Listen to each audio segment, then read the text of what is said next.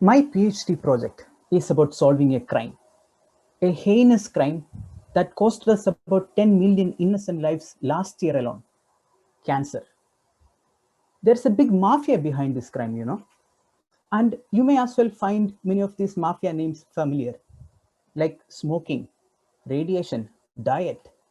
And I am here only telling a few. There are many more. But fortunately, we have learned a lot about many of these suspects. We know how they commit the crime, their target groups, how notorious they can get, all that. But we have no clue who among these suspects is our real culprit.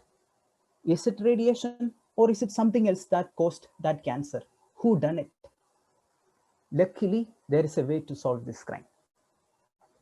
You see, these are serial killers. And what do we know about serial killers?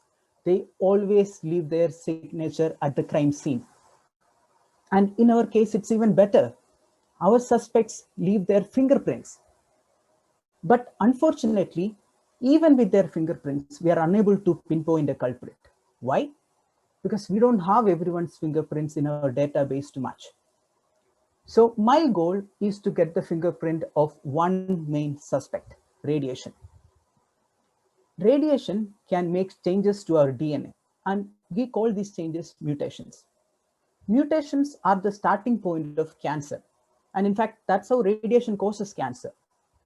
So the fingerprint of radiation would be the unique patterns of mutation in cancer. But to find these patterns, though, we have to investigate further. Our investigation strategy is to recreate the crime scene in our lab.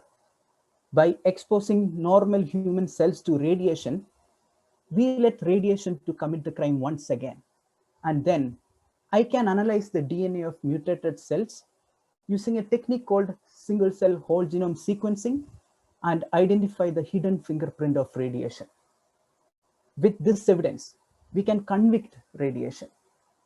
We will be able to answer who done it when it comes to radiation associated cancer. And I know some of you may still ask, what's the point in finding what started a cancer? Well, for starters, if we can find the culprit, we may as well prevent the crime. And that's what we are striving for, a world without cancer. Thank you.